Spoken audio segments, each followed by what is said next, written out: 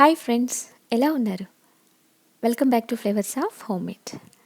ఇలా చూడండి, red sauce pasta. పిల్లలు ఎంతో ఇష్టపడే tomato pasta. Red sauce pasta చాలా ఈజీగా పర్ఫెక్ట్గా తయారు చేసుకుందాం. సో ఆలస్యం ఎందుకు, రెడ్ సాస్ పాస్తా తయారు చేయడం మొదలుపెట్టేద్దాం. ముందుగా నేను 1.5 కప్పు నుంచి 2 కప్పుల మధ్యలో పాస్తా తీసుకున్నాను. ఈ పాస్తా మార్కెట్లో చాలా ఈజీగా దొరుకుతుంది. మార్కెట్లో దొరికే పాస్తా షేప్స్ రకరకాలుగా ఉంటాయి కదా. మనకు నచ్చిన ఏ షేప్ పాస్తా అయినా సరే తీసుకుని మనం పాస్తా తయారు చేసుకోవచ్చు. దీన్ని బాయిల్ చేయడం కోసం ఇక్కడ నేను గ్యాస్ వెలిగించుకుని పాన్ పెట్టుకుని అందులో 6 కప్పుల వాటర్ యాడ్ చేసుకున్నాను. బాయిల్ అయిన తర్వాత ఇందులో 1 టీ స్పూన్ ఉప్పును యాడ్ చేసుకుంటున్నాను. కొంచెం ఆయిల్ వేసుకుంటున్నాను, అంటే 1/2 టీ స్పూన్ ఆయిల్ సరిపోతుంది.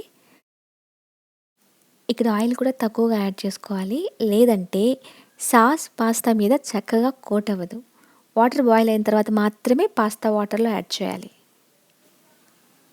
ఈ పాస్తాని పూర్తిగా బాయిల్ చేయకూడదు, 75% వరకు మాత్రమే బాయిల్ చేస్తే సరిపోతుంది.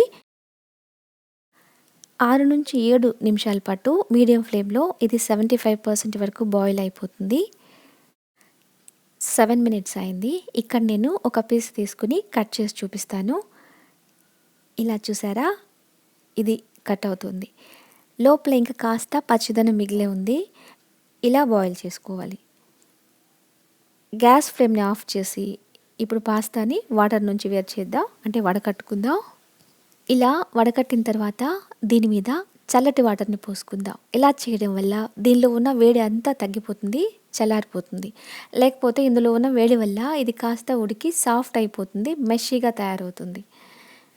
ఇప్పుడు రెడ్ సాస్ తయారు చేసుకుందాం. ఇందుకోసం ఇక్కడ నేను 5 టొమాటోస్ తీసుకుంటున్నాను. వీటి పై భాగాన్ని కాస్త ఇలా కట్ చేసి తర్వాత మధ్యలో నుంచి స్లిట్స్ అంటే కట్స్ ఇస్తున్నాను. ఇలా చూసారా, ఇలా కట్ చేయాలి. ఇలాగే అన్ని టొమాటోస్ని తయారు చేసుకుని రెడీ చేసుకుంటున్నాను.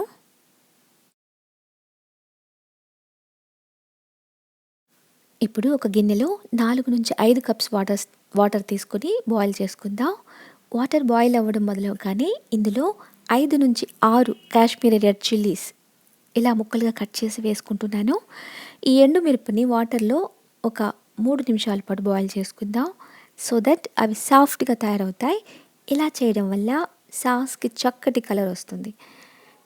టొమాటోస్ని కూడా వేసుకుని మూత పెట్టుకుని హై ఫ్లేమ్లో ఒక 30 to 40 సెకండ్స్ పాటు బాయిల్ చేసుకుందాం. ఇక్కడ ఇలా ఎండుమిర్చి బాయిల్ చేసే విధానం స్కిప్ చేయొచ్చు. డైరెక్ట్గా కాశ్మీరీ రెడ్ చిల్లీ పౌడర్ సాస్లో యాడ్ చేసుకోవచ్చు. ఎలాగూ వాటర్ బాయిల్ చేస్తున్నాం కదా, ఇలా చేస్తే సరిపోతుంది. ఇలా చూసారా, టొమాటోస్ నుంచి స్కిన్ వేరవ్వడం మొదలైంది. టొమాటోస్ని ఎక్కువగా బాయిల్ చేయాల్సిన అవసరం లేదు, జస్ట్ స్కిన్ వేరై అయితే చాలు. దానికోసం హై ఫ్లేమ్లో 40 సెకండ్స్ కోసం బాయిల్ చేసినా సరే, మీడియం ఫ్లేమ్లో 2 నుంచి 3 నిమిషాలు బాయిల్ చేసినా సరే జస్ట్ స్కిన్ ఈజీగా వచ్చేసేయాలి అంతే. ఇప్పుడు వీటిని వడకట్టి ఇవి చల్లారడం కోసం వీటిపైన చల్లటి వాటర్ని పోసుకుందాం. వీటిని ఇప్పుడు పేస్ట్ చేయాలి కదా, వేడి వేడి టొమాటోస్ని పేస్ట్ చేయడం కోసం మిక్సీలో వేయట్లేదు. స్కిన్ తీసి టొమాటోస్ని వీటితో పాటు బాయిల్ చేసిన ఎండుమిర్చిని మిక్సీలో వేసుకుని వీటిని ఫైన్ పేస్ట్ అంటే టొమాటో ప్యూరీ చేసుకుందాం. ఇలా చూసారా, స్మూత్ కలర్ఫుల్ టొమాటో ప్యూరీ తయారైంది. కలర్ కూడా ఎంత చక్కగా ఉంది కదా. సో ఈ కలర్ కోసమే ఎండుమిర్చిని టొమాటోతో పాటు బాయిల్ చేసింది. సో మన బేస్ టొమాటో పేస్ట్ కూడా రెడీ అయిపోయింది. ఇలా చూసారా, ఎంత స్మూత్గా కలర్ఫుల్గా ఉంది. ఇప్పుడు మనం సాస్ తయారు చేయడం మొదలు పెడదాం. పాన్ వేడి చేసుకుని అందులో 2 టేబుల్ స్పూన్స్ ఆయిల్ వేసి వేడి చేసుకుని చిన్న చిన్న ముక్కలుగా కట్ చేసుకున్న 1 టేబుల్ స్పూన్ వెల్లుల్లిని వేసుకుంటున్నాను. వెల్లుల్లి మీడియం ఫ్లేమ్లో 15 సెకండ్స్ పాటు ఇలా ఫ్రై చేసుకుంటున్నాను. జస్ట్ పచ్చితనం పోతే చాలు. తర్వాత ఇందులో ఒక పెద్ద సైజ్ ఆనియన్ని తీసుకుని చిన్న చిన్న ముక్కలుగా కట్ చేసి వేసుకుంటున్నాను. దీన్ని కూడా 3 నుంచి 4 నిమిషాల పాటు మీడియం ఫ్లేమ్లో కుక్ చేసుకుందాం. అంటే ఇది లైట్ కలర్ వచ్చే వరకు, లైట్ గోల్డెన్ కలర్ వచ్చే వరకు ఫ్రై చేసుకుందాం. ఇప్పుడు ఇందులో ముందుగా రెడీ చేసి పెట్టుకున్న టొమాటో ప్యూరీని వేసుకుంటున్నాను. ఆ తర్వాత ప్యూరీ తయారు చేసిన మిక్సీ జార్లో కొంచెం వాటర్ పోసుకొని ఆ వాటర్ని కూడా ఇందులో యాడ్ చేసుకుంటున్నాను. ఇప్పుడు ఇందులో రుచికి సరిపడా ఉప్పును వేసుకుంటున్నాను. మిక్స్ చేసి ఒక బాయిల్ రాగానే మూత పెట్టుకొని 3-4 నిమిషాల పాటు లో మీడియం ఫ్లేమ్లో వండుకోవాలి. దీనిలో ఉన్న ఎక్స్ట్రా వాటర్ ఎవాపరేట్ అవ్వాలి. వెల్లుల్లి, ఆనియన్ ఎలాగో చక్కగా ఫ్రై చేసుకున్నాం కదా, జస్ట్ దీనిలో ఉన్న ఎక్స్ట్రా వాటర్ని ఆవిరి చేస్తే చాలు. మూత తీసి చెక్ చేసుకుందాం. 4 నిమిషాల్లో నీళ్లు ఆవిరై కాస్త టొమాటో ప్యూరీ కూడా తిగ్గా తయారైంది. ఇలా చూసారా, కలర్ఫుల్గా ఎంత చక్కటి ప్యూరీ తయారైంది. ఇప్పుడు ఇందులో 1 టీ స్పూన్ చక్కెర యాడ్ చేసుకుంటున్నాను. గ్రేవీ టేస్ట్ బ్యాలెన్స్ చేయడం కోసం చక్కెర యాడ్ చేసుకుంటున్నాను. తర్వాత ఇందులో కొంచెం బ్లాక్ పెప్పర్ పౌడర్ వేసుకుంటున్నాను.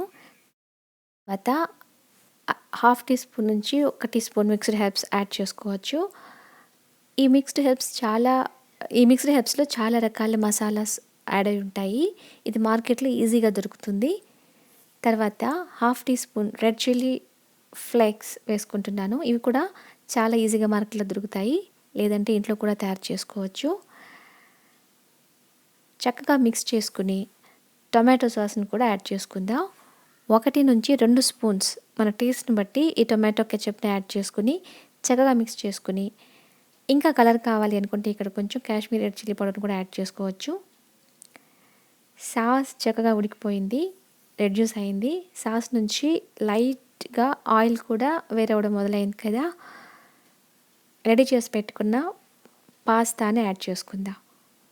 పాస్తా సాస్తో పాటు చక్కగా మిక్స్ చేసుకుని లైట్గా ఇలా కలుపుకుంటూ సాస్ పాస్తాకి చక్కగా అంతా కోట్ అయ్యే విధంగా మిక్స్ చేసుకోవాలి.